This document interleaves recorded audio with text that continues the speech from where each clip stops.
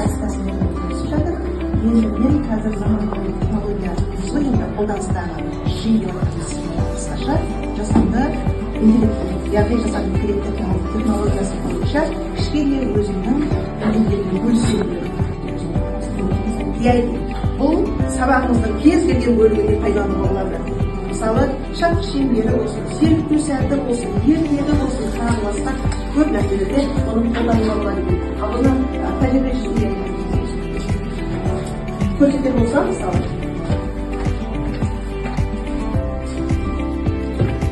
диагенмен мен өзім мысалы мынаны жасаған болатынмын. Қазір оны жасаған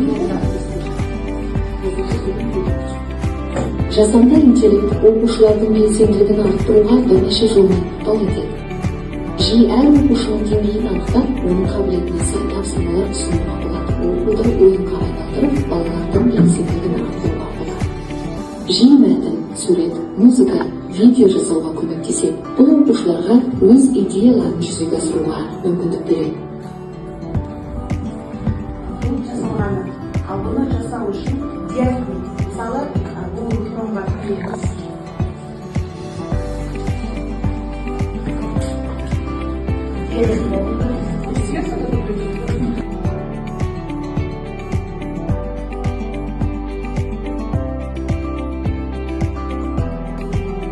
Күйелері деп аталады.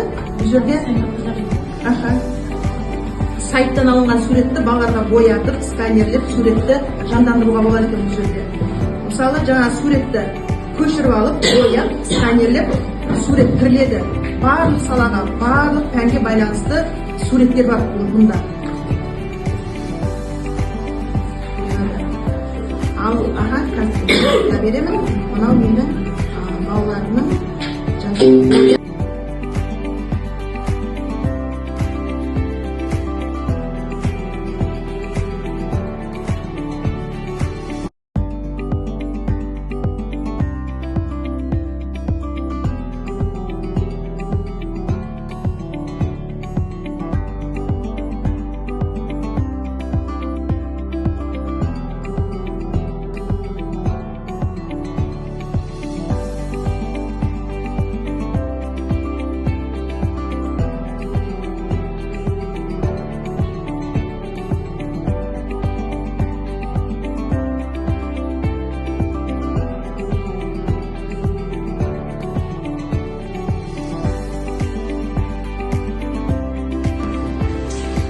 Барлық жерінде бар, мысалы, аспаптарға байланысты, мына жерде ұлттық киімдерге байланысты, мысалы,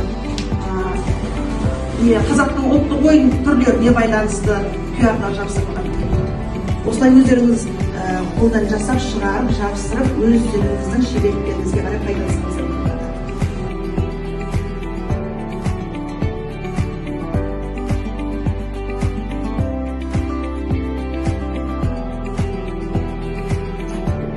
Сабақ үдерісін тиімді ұйымдастыру арқылы оқушылардың белсенділігін арттыру тақырыбындағы коучингіміз өз мәресіне жетті. Кері байланыс жасауларыңызды сұранамын.